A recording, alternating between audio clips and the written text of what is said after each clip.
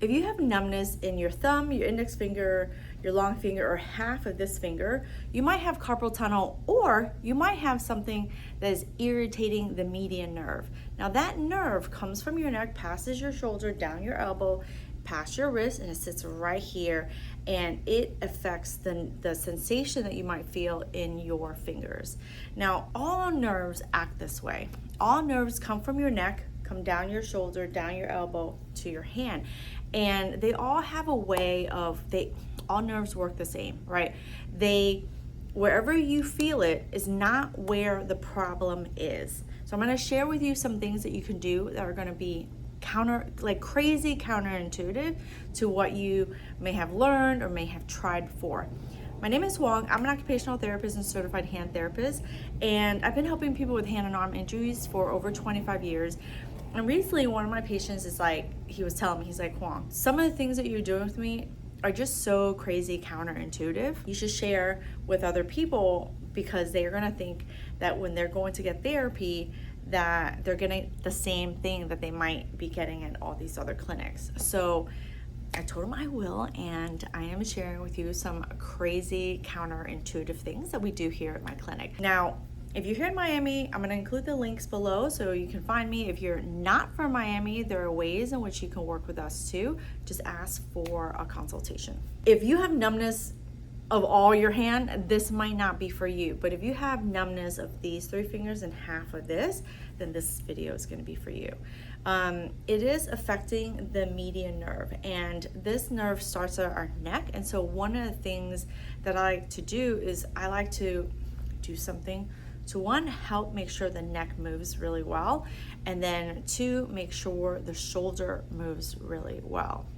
So I'm going to show you those 2 things. So the reason why this is so counterintuitive that you wouldn't even think to do this is because if it's coming out from your neck, you think, oh, I gotta massage my neck. No, your neck sits on top of your thoracic spine. So I always give the example, if in order for your hand to be able to move completely well, you make a fist and open, all your joints to your hand have to move, right? So your big knuckle, your middle knuckle, and your little knuckle, they all have to be able to bend and they have to be able to open in order for you to move your hand really well.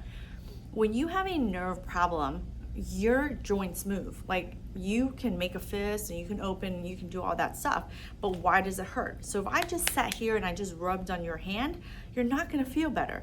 But if I went up here and I started moving some of your spine, right? So I always describe this is like your lower back, your middle back, and this is your neck here. So if, instead of just moving your neck, we're gonna move your thoracic spine. That's gonna help move a lot of the nerves that are going down to your arm. So that's why it's like so crazy counterintuitive. You wouldn't even think like, oh, should I move there? But why isn't she treating my hand? So try it out before you knock it, right? So if you don't have a half foam roller, you don't need to go buy anything. Just get a bath towel, fold it in half the long way, and just roll it until you have something like this. Now you want to have a chair that's a little bit high, and you want to be able to like lean back into it, okay? It shouldn't move, and you shouldn't be on wheels, okay? So you're gonna put this back here, right about where your shoulder blades are, at the bottom of your shoulder blade or in the middle. So if this is your shoulder blade and this is the bottom, it should be towards the bottom or in the middle, right? You're gonna put your hands together. You're gonna put your hands behind your neck. Not at the top of your neck, not up here. You wanna put it at the back of your neck. And you want the elbows to fall forward, right? And then all you're going to do is you're gonna drive your elbows up to the ceiling. When you do that,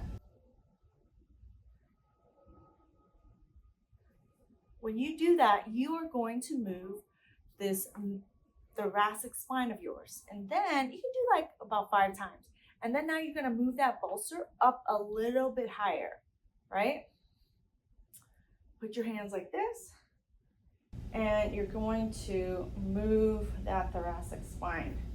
Now, what's crazy counterintuitive about this is, one, you're feeling in your hands, well, we're going to work proximal. We're going to work above the problem where you feel it, because we know that nerves come out of your neck, move down your shoulder, and affects how your hands feel, but that's not where the problem is. The problem is majority sometimes here or here.